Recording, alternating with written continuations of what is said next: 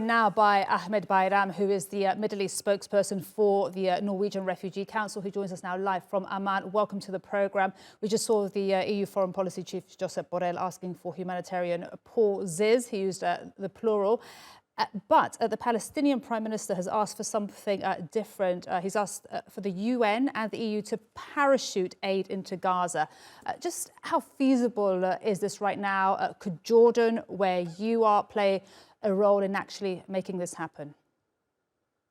Thanks for having me. What we are calling for, I mean, we have seen a whole catalogue of suggestions over the last month on how to deal with the humanitarian situation. What we are saying is simply we need a ceasefire. I don't know.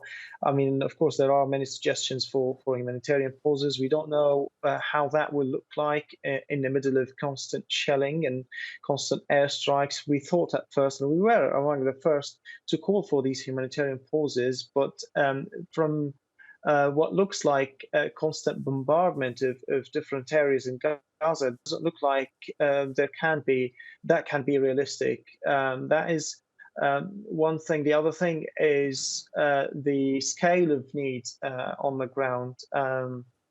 Providing these humanitarian pauses only for the shelling to continue after that is just not good enough of a solution. What we need is long sustained ceasefire, complete ceasefire that could at least give some relief to people. Even if the conflict was to stop this minute, we are talking about years that these people will need to recover, let alone the diseases that are breaking out, the trauma that these people are going through. Absolutely. What we need now is complete ceasefire.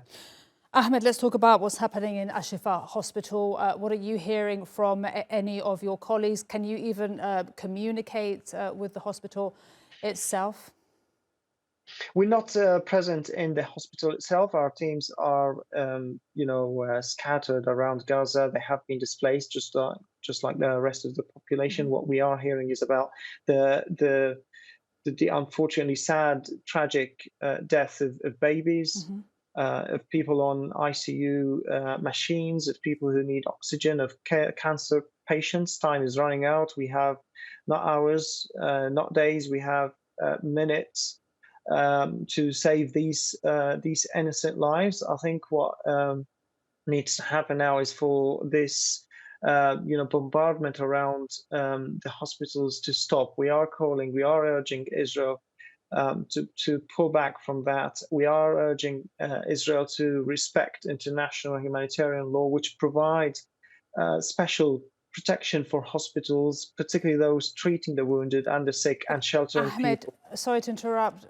They're clearly not listening, right? I mean, I watch here the breaking news. You will get it even more, the communication from your colleagues there in Gaza. That death toll is going up constantly. The babies in incubators, the people in ICU, the majority of the hospitals, as you well know, are either so many are non-operational or about to be non-operational. What will that mean? Death, that's what it means. Needless, preventable, totally preventable death of civilians who have absolutely nothing to do with this. 2 million people are, I hear this from my colleagues, people just expecting to get killed with the next bomb. With the lack of communication, the bombing around them, they just can't tell where this is coming from because they can't reach out and ask where the next dangerous zone is going to be, and they just can't expect or can't make any predictions. With people fleeing the north and to the south, I mean, it's carnage in Gaza, really. Just very quickly, there was a comment yesterday that maybe all communication would be cut in Gaza from Thursday when the world is not looking. What do you think will happen, very briefly? Yeah, we have seen it. We have seen it before. More intense bombardment, more targeting of areas where civilians are gathered in their numbers, in the thousands. And I think it is absolutely dangerous for that to happen. And we really urge the Israeli government to not to take any such actions that will only affect desperate civilians.